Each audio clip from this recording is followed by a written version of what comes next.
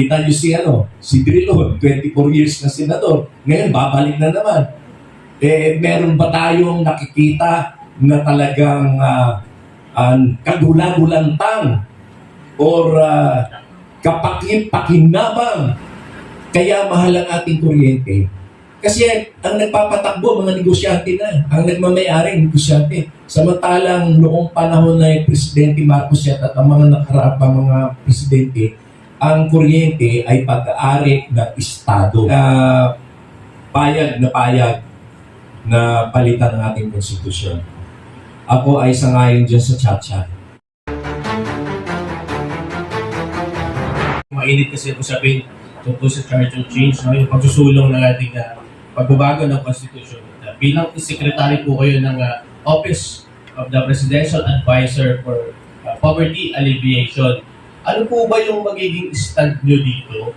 And kung sakali po na maituloy ang pagsusulong ng pagbabago ng Constitution, ang sinasabing Constitution ni Cory natin, is ano po ba ang may tutulong nito upang mabawasan o hindi man masupil ang kahirapan sa Pilipinas? Ano po yung stand nyo sa pagsusulong ng Constitution? Ako ay payag na palitan ng ating konstitusyon. Ako ay sangayon dyan sa chat-chat. At ang 1987 Cory Constitution, kung tutuusin nyo, ay talagang isa sa mga nagpalugmok sa ating ekonomiya. Dahil ang 1987 Cory Constitution ay binuo lamang at sinulat lamang ng 50 tao na appointed ni Cory. Hindi yan binoto ng taong bayan. Hindi dumaan sa demokrasya. Hindi dumaan sa tunay na representante ng mga taong bayan.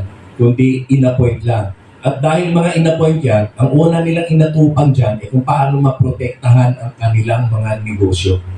Na nagkaroon ng restriction sa ownership ng telecommunications, nagkaroon ng restriction ng ownership sa mining, nagkaroon ng restriction sa media, at kung ano-ano pa mga restriction ang nailagay. Kasi ang purpose nila doon, para yung kanilang mga negosyo ay maprotektahan at hindi sila magkaroon ng kakompetensya na malaki.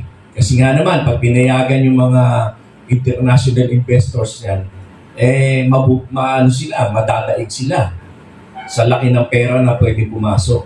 Kaya lamang, halos naman lahat ng bansa ngayon welcome na ang foreign direct investment. Kaya mas maunlad ang kanila ekonomiya dahil na pinayagan nila na pumasok ang mga foreign direct investment sa kanilang mga bansa.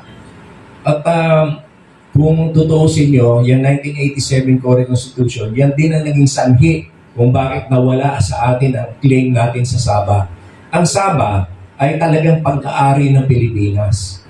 Nagbabayad pa nga ng renta ang mga oil companies na namamayagpag dyan sa Sabah. Hanggang ngayon ay nagbabayad sila ng renta, which only means na atin talaga yung Sabah. Pero kasi under the Cory Constitution, drinap yung claim na yan. Kaya hindi na naungkat yan dahil drinap na ni Cory Kasi si Ninoy, espiya ng Malaysia. At ang nangyari, na-drop yan. At tapos, binigyang daan ng 1987 Cory Constitution ang privatization ng mga public utilities. Ano yung mga public utilities? Kuryente, tubig. Isipin nyo, kaya mahal ang ating kuryente. Kasi ang nagpapatakbo, mga negosyante na. Ang nagmamayari, negosyante. Samantalang noong panahon na yung Presidente Marcos at ang mga nakaraang mga presidente, ang kuryente ay pag-aari ng Estado. Ang nagmamanage, nag-ooperate ng kuryente ay ang Estado. At kaya nga, noon, kahit na malugi yan, kahit na hindi kumita, ay okay pa rin. Kasi ang balik naman yan ay yung sa ekonomiya ng tao. Ang balik niyan ay yung murang kuryente para sa mga tao. Hindi bali malugi ang Estado. Kasi public service yan, public utility. sa kabuuan or in general, ang nakikinabang ay ang taong bayan. Ngayon, ang nangyayari, mahal ang kuryente, more than 30% ng income ng mga ordinary and regular households ay napupunta sa kuryente at tubig. Ang renta pa ng bahay. At siyempre, pagkain, gamot, tuition. Kaya sumikip ang kanilang purchasing power dahil sa kuryente at tubig pa lang napakalaki na ng kinakain. Hindi lamang yon, dahil nagmahal ang kuryente, maraming mga kumpanya, mga international companies, mga multinational companies ang nagsipagsara dito sa Pilipinas. Ang reklamo nila, mahal ang kuryente. Saan sila nagpunta? Sa China, sa Vietnam, sa Malaysia, Taiwan. Kasi doon mura ang kuryente. Kasi ang kuryente sa kanila ay owned and managed by the state. Ang bansa mismo ang may-ari ng kuryente at ng pag-ooperate nito. Dito sa atin, ang may-ari ng kuryente dito ay mga private companies. Siyempre mga private companies, ang gusto lang yan, tumubo ng tumubo. Nakita nyo ito, yung magde-declare sila ng kanilang annual income, bilyon-bilyon ang kanilang kinikita.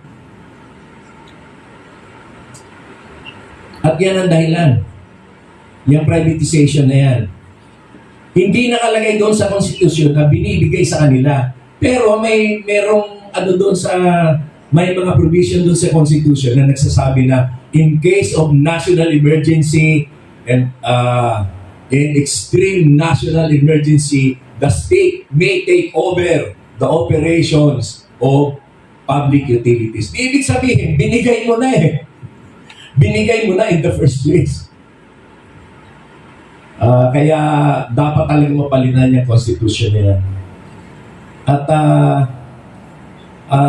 kung ako nga masusunod dyan, hindi lang economic provisions ang aking ipapalitan, kundi pati na rin ang mga political provisions. Kagaya ng yung termino ng mga senador. Isipin mo, 6 years plus 6 years, magpapahinga ng 3 taon. Tatakbong governor o kaya congressman. Pagkaraan ng 3 taon, tatakbo na naman senador, another 12 years na naman. Kita nyo si Drilon, 24 years na senador. Ngayon, babalik na naman. Meron ba tayong nakikita na talagang kagula-gulantang or kapakit-pakinabang na ginawa ng mga senador sa 24 na taon na kanilang panunungkulan? Sino-sino pa?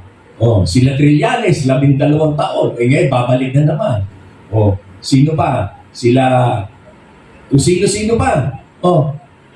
Sa katotohanan yan, parang mas makapangyarihan pa yung mga senador kaysa doon sa presidente. Dahil presidente, limited lang sa 6 na taon ang kanilang term.